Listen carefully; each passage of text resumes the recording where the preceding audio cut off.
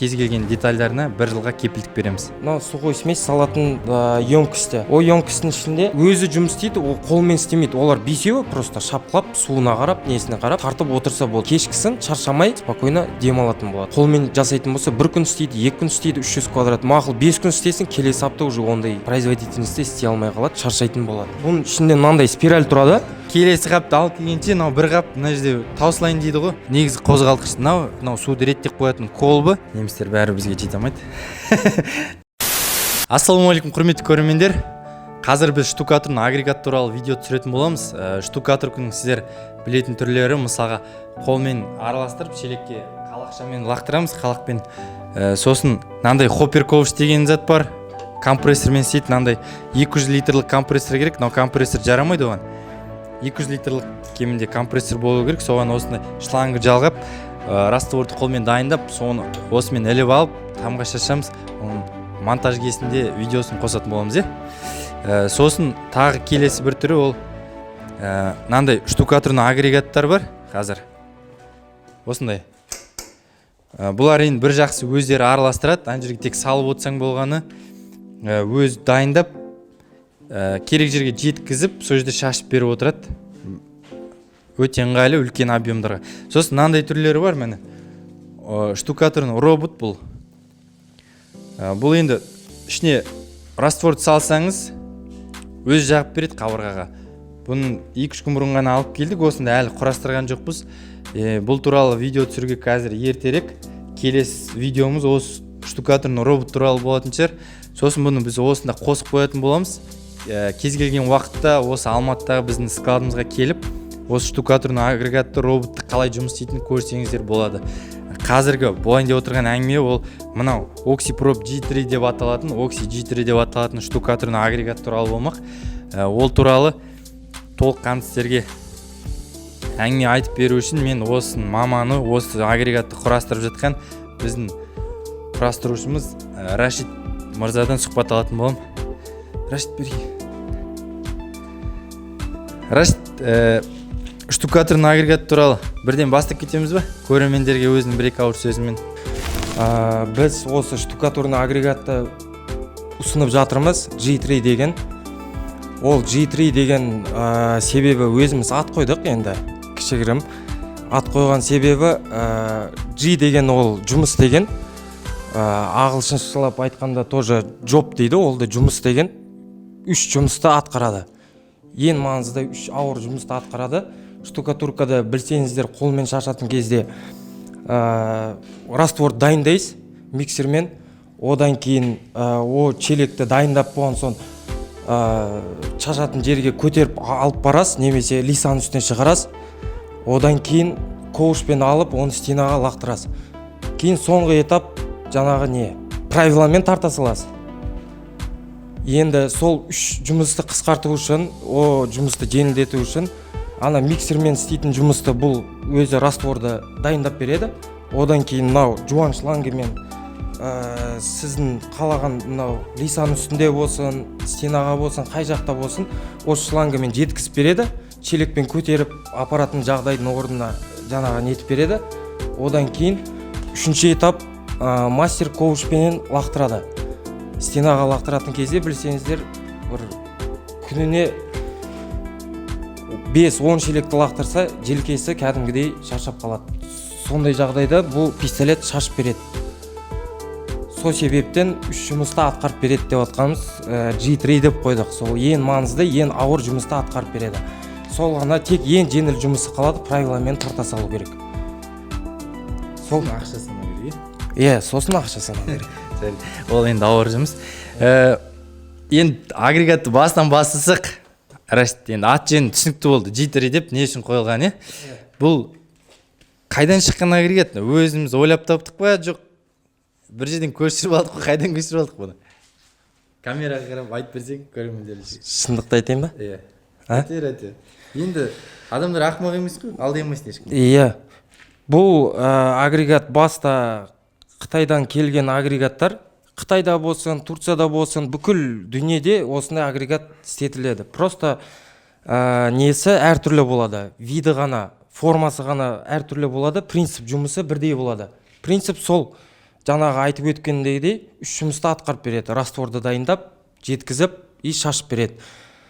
Біз соған қарап, жаңағы біз не үшін Қазақстанда шығара алмаймыз, и не үшін біз өзіміздің Қазақстандағы жұмысшыларға қол жетімді бағада ұсынып бере алмаймыз деген ойда осындай агрегатты ойлап тауып, одан кейін жаңағы істеп шығарып, и міне уже бірінші партия ұсынып отырмыз. Бірінші партия 10 штук уже сатылып болды.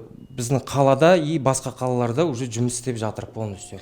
Қалай ол бірінші партияда 10 штук көңілдегідей шықты ма, ойдағыдай? Жоқ, кемшіліктері бар ма? Енді ең бастысын айтсам, ойдағыдай болғанда, ойдағыдай болған жоқ, но біз өзімізді как опытымыз аздау, басқа дүниедегі нелерге қарағанда опытымыз аздау болған үшін жаңағы бір жақтан қорқу болды, істемей қалады, бір критичный бір жағдайлар болып қалады. Жоқ, бәрін ойдағыдай жасадық, бәрі істеп жатыр. Единственный сол мелочь нелері там жағдайлар болмаса, о жағдайларды видеоның несінде айтып өтем. И со не дұрыс болмай қалған жерді дұрыстағандарымызды қалай дұрыстап жатырмыз, қалай жаңағы өзгертіп жатырмыз, о процестерінде бәрін түсіндіріп айтып өтіп кетем, көрсетіп. Енді біздің бұл жерде қай запчастарын, қай детальдарын қайдан сатып алып жатырмыз, қай жерлерін өзіміз жасап жатырмыз, сол туралы ашып айтып берсең өзің. Бұл жақта алып отқан детальдарымыз жартысы Қытайдан, жартысы Турциядан. Мысалға, главный двигатель растворды жасап беретін, одан кейін мына жақта растворды сухой сместі жеткізіп беретін двигатель, одан кейін насос бар, судың насосы, компрессор бар, оның бәрін Қытайдан алып отырмыз. Расходный материалдарын астында шнек болады, ішінде сместительный спирали болады, растворды дайындап беретін. Сол сияқты расходниктерді Турциядан алып отырмыз. Ал ең несі маңыздысы, біз каркасын өзіміз жасап жатырмыз. Өзіміз болғанда мұндай үлкен бізде Алматыда заводқа тапсырыс беріп жатырмыз. Бізбен договорменен кәдімгідей партнер ретінде жұмыс істеп, олар каркасын жасап беріп отыр. Одан кейін тағы да мелочьтері бар. Енді мелочьтері сантехника ішінде труба шлангалары бар. Ондай нелерді да өзіміздің Алматыдан алып отырмыз, Алматының рыногынан. И ең бастысы біздің өзіміздің ойлап тапқанымыз, енді соны біз конкретно ойлап таптық деп айтсақ болады, мына щитовойда. Бұл щитовой көшірме емес, щитовой? Көшірме емес. Бұл щитовой негізі көргеміз, немецкийсін, турецкийсін, басқасын көргеміз. Ол жақта тым сложный, не дейді, қазіргі заманда монополия ретінде сложный жасап и тек қана өзінің запчастарын ұсынып отыратындай сондай етіп жасаған. Ал біз есе бұны өзіміздің қарапайым осы Қазақстанда қол жетімді не десе бірдеңке күйіп сынатын жағдайда не только бізге, любой мысалға Алматыда базарға барсын, магазинге барсын, осындай запчастарды табады да орнына қойып істете береді. Жарайды, Рашид, бүгін біз бұл жай сұхбат ретінде емес, бір жағы осы агрегат сатып алған адамдарға, осы агрегатпен жұмыс істейтін адамдарға инструкция ретінде толығырақ айтып өтсек әр детальдарын. Бұл қандай бөліктерден тұрады бұл агрегат. Сосын шын мәнісінде сіз штукатурный агрегатты болсын, басқа инструменттерді шындығында ақша табу үшін сатып аласыз. Ақша табу үшін ол тоқтамай жұмыс істеу керек. Тоқтамай жұмыс істеу үшін сервис, запчасть, наличие болу керек. Біз өзіміз құрастырып жатқандықтан осы аппараттың кез келген қосалқы бөлшегі міне құрастырып беретін, жасап беретін маман барлығы осында бар. Сіз еш уайымдамай, алаңсыз, қорқпай жұмыс істей берсеңіз болады. Сынып бір нәрсе болып жатса, қозғалтқыштарына, кез келген детальдарына 1 жылға кепілдік береміз. Егер қозғалтқыш күйіп жатса, 1 жылдың ішінде тегін ауыстырып береміз. Енді жұмыс істеу процесіне көшіп, Рашид, өзің бөлшектерін әрі қалай жеке-жеке таныстырып өтсең. Қайсынан бастайсың? Енді жалпы мынау неден тұрады? Мынау не зат? Мынау не зат? Штукатурный агрегат дәл көрмеген, жұмыс істеп көрмеген адамдар да бар біздің көрермендеріміздің арасында. Қандай токпен жұмыс істейді бұл? Қанша мотор, қанша қозғалтқыш бар өзінің жерде? Не үшін олар тұр? Бұл ең басты несі мынау сухой смесь салатын емкості. О емкостің ішінде көрсеңіздер, мынаның ішінде мынау айналдырып, мынау сухой сместі ішінен жүргізіп, мына неге смесительный башняға жеткізіп беріп отырады. Одан кейін егер бұл болмаса не болады? Бұлай неге бұлай істелінген? Ол көп тастай жіберсе қатып қалады. Иә. Бұл ішінде, бұл не үшін мынау байқасаңыздар, үсті жағы 4 бұрыш, асты жағы домалақ, асты жағы потому что пропеллер домалақ болады. Одан кейін домалақ болған себебі мынау пропеллердің жаңағы керекті мөлшерде бұл жеткізіп отыралады. Осындай конструкция арқылы басқаша конструкцияны да ойластырып көрдік, ол болған жоқ. Осындай конструкция арқылы бұл дұрыс жұмыс істейді. Керекті мөлшерде жеткізіп отырады. Даже мына листті де айтып отырайын. Мына листтің өзі не үшін бұлай жабық? Лист болмаса бұл көп мөлшерде жіберіп отырады. Мына лист бүйтіп кішкене жартылай жауып отырады. Соған керекті мөлшерде жеткізіп, одан кейін мына смесительный башняға өткізеді. Бұл смесительный башняда ішін ашып көрсетейік, Бұл смесительный башнясы былай ашылады. Бұның ішінде мынандай спираль тұрады.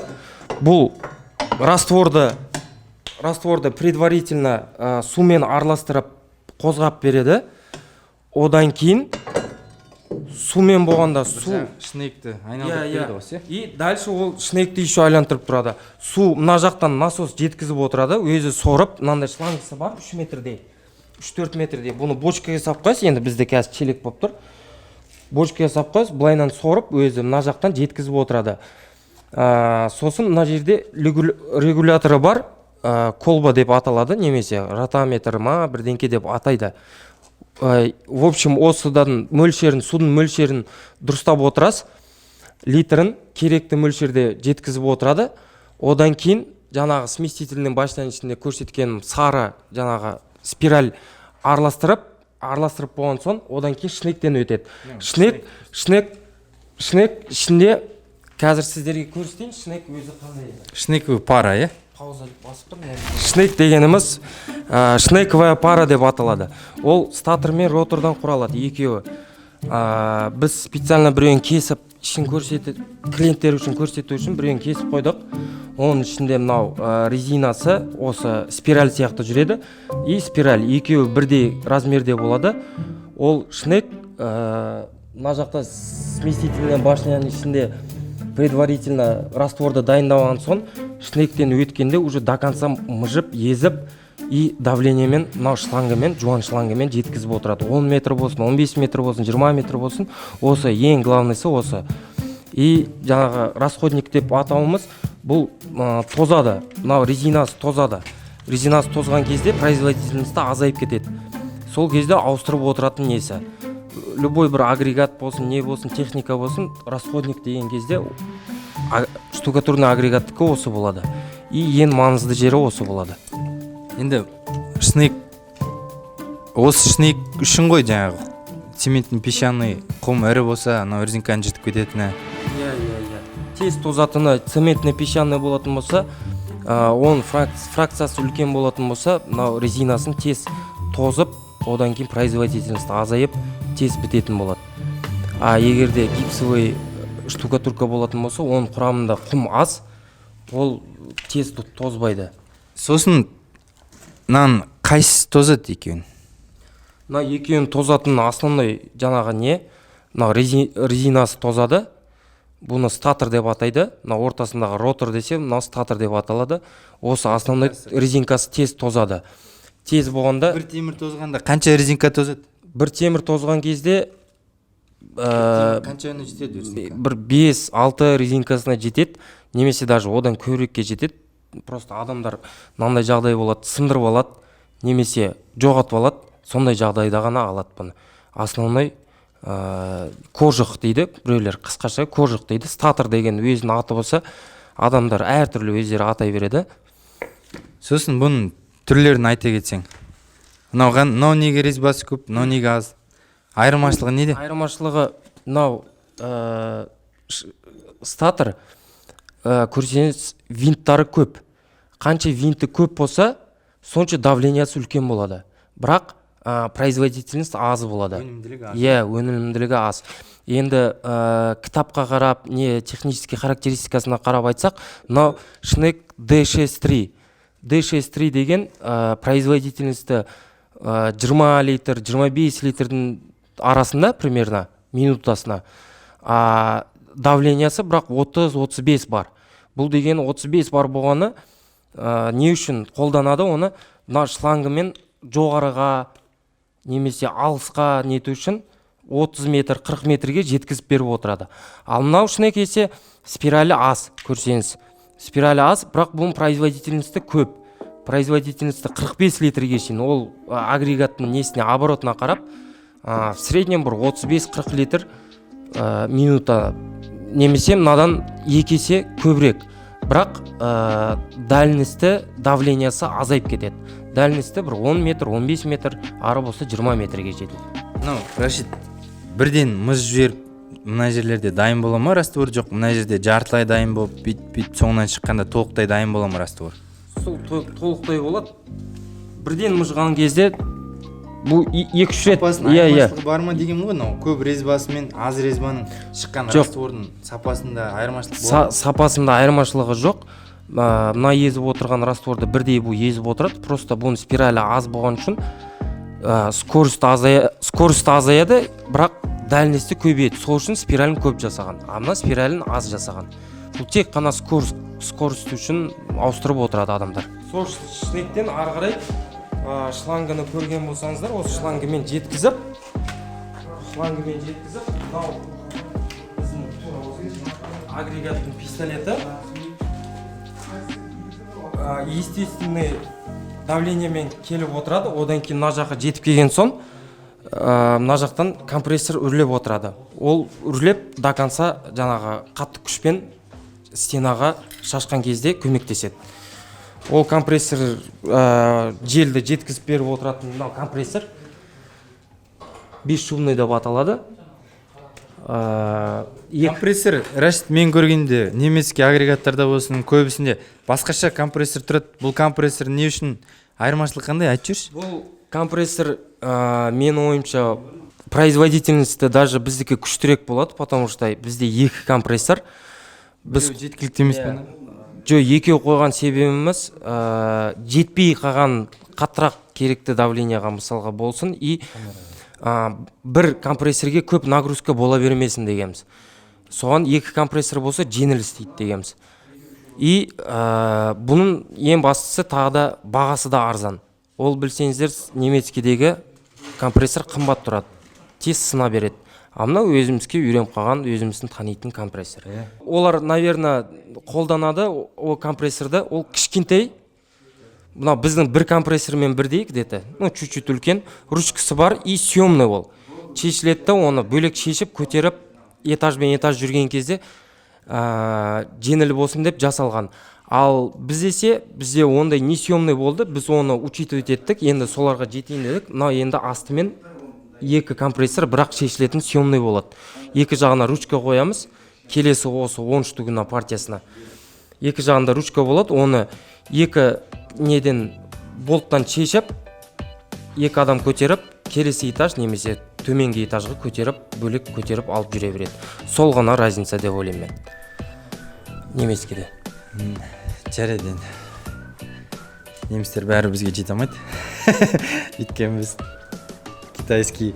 Негізі немістердікін қытайлар ыңғайлы етіп жасаған, артық жаңағы датчиктерін алып тастаған, өйткені датчиктерін көп болған зияны да бар. Ол бір датчик үшін бүткіл агрегат жұмыс істемей қалады. Ал ол датчик табу өте қиын. Қазақстанда бұзылып қалса, оны түсініп жасайтын адамды таппайсыз, мастерларды. Сол үшін кейбір датчиктерден тым артық. Он көп немецкий агрегаттарды қарасаңыздар, объекті жұмыс істеп жатқан, солардың бәрін алып тастағанда төте жалғап тастаған ғой. Сол біз қытайлар жеңілдеткен, біз одан сайын жеңілдетіп, негізі корпусын ғана қалдырғанбыз, сөйтсек двигатель керек екен, оказывается салдық десе қалсын. Сосын енді Рашид айттық енді маман ретінде. Өзім бір қысқаша түсіндіріп өтейінші осы агрегатты. Кожный салон, титановый диск деп бастаймыз же, мына дөңгелектері сапасы жақсы пластик, этажда тасыған кезде сынып қалмайды. Корпус металын өзгерткеніміз жоқ, шыны керек, оны қалыңдатқанмен ар-бер алып жүру, тасу өте қиын оны. Сол үшін темірдің қалыңдығын қалыңдатқан жоқпыз. Сол қытайлар қандай талшын алды, біз де солай істедік. Корпусты трубамен жасалған, немецкийде қытайлар осындай листовой металға өзгертті, бізге де листовой металл ыңғайлы болып түсті. Көзге де әдемі көрінеді екен. Тағы қай жерін айтсам болады. Мынау решеткалардың бәрі сол қалпында қалдырдық. Кейбір жерін экономдауға болатын еді, бірақ біз олай экономдамадық. Солай мысалға немецкий агрегаттың өзінен андай кабельдер темір гофрамен қапталмаған. Біз темір гофрамен қаптадық. Тағы қай жерін екі компрессор емес, біреуде қоюға болатын еді, жеткілікті. Біз екеуінде қойдық. Мынау жаңа өзінің бачогы жоқ болғаннан кейін компрессор кішкентай көрініп тұр, бұған бачок керек емес, мынау жеткілікті. Мынаның өзі керек емес негізі. Қойдық енді. Тағы қай жерін жасадық. Китайскийдің комплектациясында 15 метр шланг болған, 10 метр шланг болған, ол қысқалау болды, сөйтіп біз 15 метр қылдық, бірақ сол бағада қалдырдық. Тағы не айта аламыз? Мына жерде, Ілияс жақындатып көрсетіп жер, мына жерде. Мынау судың насосы ғой. Насоста бір ғана датчик тұр бізде. Мынау магнитный клапан. Бұл жаңа станок өшкен кезде бірден өшіреді. Егер мына магнитный клапан жұмыс істемесе, су онда бачокқа қарай айдап кетеді. Мынау сухой смес тұрған жаққа қарай кетіп қалады. Ана жақтан пистолеттен өшірген кезде толықтай өшеді. Сол үшін пайдасы бар енді. Кішкене білетін адамдарға қызық, білмейтін адамдарға вообще қызық емес видео болып кетті. Сол жердік видеоны. Жұмыс істеу принципін қысқаша жаңа айтсақ, сухой смес мына жерге тоқтатпай салып отыру керек. Мына жерге үш қапқа дейін сияды мынаны. Сіз қапты салып, жыртып, жинап, келесі қапты алып келгенше, бір қап мына жерде таусылайын дейді ғой. Сіз телефон шыққа уақытыңыз болмайды. Мына жерде тұрған адам тоқтамай салып отыру керек. Сосын мына жерден өзі керегінше алып, сухой смес тастап, араластырып, негізгі қозғалтқышымыз, негізгі қозғалтқыш мынау, Ілияс. Мынау қазір 4 киловатт тұр, келесі партияларда бізде 5,5 киловаттық қозғалтқыш болады, оның обороты да үлкен болады. Короче, ай дейді ғой. Сонымен мына жақтан суды сорып алып, өзі керегінше суды алып отырады. Мынау суды реттеп қоятын колбы. Мынау осы суды реттейтін. Бір-ақ рет теңшек қойсаңыз болды, өзіңізге қажеттіні. Бірінші қосатын кезде міндетті түрде сумен айдау керек. Ақырындап мына жерде соған автоматикасы соған лайықты жасалған. Мына жерден көрсетіп қойсаң автоматикасын. Бірінші су айдап алсаңыз, міне промывка дегені бар. Су айдайды бірінші сумен. Егер бірден сухой смес айдап жүрсеңіз қатып қалады шынық. Су болмай қалса, су мына жақта қалмай қалса, келесі партияларда біз судың да датчигін қоямыз деп отырмыз. Егер де су болмай қалған жайда да өшіп қалады агрегат. Ол датчик керек екен. Қатып қалса оны тазалау бір әңгіме ғой жұмыс. Енді аса бір қатты қиын ештеңе жоқ қой, біз что-то профессионалды түрде көрсете алмаған сияқтымыз осы видеода. Қосуды қалай нету керегін, оны асықпай бір Рашидпен бір видео монтаж жасап көрсетейік.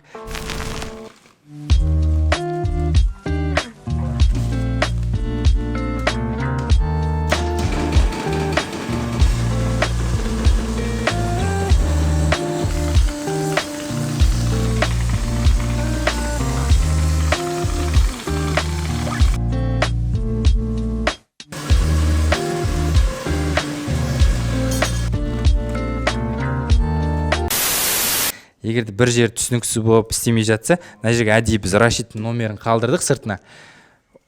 Осы номерге хабарласып Рашидке сұрап біле берсе болады. Айтып береді енді өзін.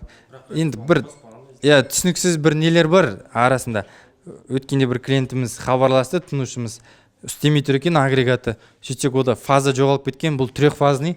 Объектіде кейде 3 фазаның бір-екеуі жоғалып кетеді.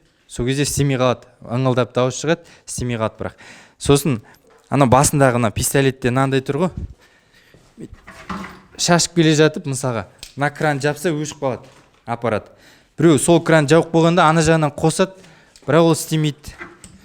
Оны біз де түсінбейміз, неге істемейтінін. Енді сондай майда-шүйде түсініспеушіліктер бар.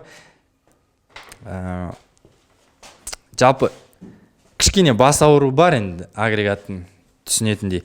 Түсініп, зато басыңызды бір рет ауыртсаңыз қол аяғыңыз ауырмайтын болады. Қолмен істеп үлкен объем дөңбейді қазір. Одан кейін үлкен объектілерде қолмен істеймін десеңіз объемда бермейді қазір. Рашид, что там? Агрегатты алуға кеңес бересің бе? Конечно. Не айтасың енді агрегат туралы? Сол жаңағы айтқан жұмысты атқарған соң бұл өте жеңілдетеді жұмысты. Біреулер ойлайды, мынау бұда 20 литрдан бастап минуту, мысалға күніне әртүрлі ол берілген стенада қанша толщинаға қарап квадрат метр ұрады. Мысалға 150 квадрат метр, 300 квадрат метр, 500 квадрат метр ұрып жүргендер бар. Ол ненің толщинасына қарап, маяктың толщинасына қарап, қай жақта қандай стеналар. Енді сондай жағдайды түсіндіріп жатқанда көбісі ойланады, жаңағы 3-4-5 адамдай жүреді бұл агрегаттың алдында. Біреу сухой смесь салып отырса, біреу ана пистолеттің басында шашып отырса, екеуі правиламен тартып отырса, біреу тағы суына қарап, басқасына қарап шапқылап жүрсе, бір 4-5 адам жүрсе, 4-5 адам қолмен жасайтын болса, күніне жаңағы 150 квадратта спокойно или 300 квадрат ұрып тастаймыз қой деп жаңағы айтады. Спокойно емес, ол 10 сағат өзің қолмен жұмыс істейді. А бұл 10 сағат өзі жұмыс істейді, ол қолмен істемейді. Олар бесеуі просто шапқылап, суына қарап, несіне қарап, тартып отырса болды. Кешкісін шаршамай, не дейді, жұмыстан кейін шаршамай, спокойно демалатын болады. Ал қолмен жасайтын болса, 1 күн істейді, 2 күн істейді, 300 квадрат, 4 күн істейді, мақұл 5 күн істесін, келесі апта уже ондай производительностьте істей алмай қалады, егерге өзі шаршайтын болады. Сонда мынау қанша адам жұмысын, қанша адам күшін экономдай алады осыны сатып алған адам? Бұл производительностьтің не тек қолмен істегендер, енді ол бізге айтқан ана жаңағы 5 адам 500 квадрат ұрып тастайды, немесе 300 квадрат дейді, ол шын емес. Ары болса 30 квадрат метр ұрады бір адам, 5 адам бір 100 квадраттай ұратын шығар. А бұл есе 300 квадрат ұрады. И еще адамды шаршатпай, спокойно. 300 квадрат деген ол үшін 15 адам жүру керек, ондай. Бүгінгі видеомызды осы жерден аяқтаймыз. Келесі видеомызда осы агрегатпен 9-10 агрегаты бар, 10 жыл жұмыс істеп келе жатқан тәжірибесі бар сылақшы маманмен сұхбат алатын боламыз.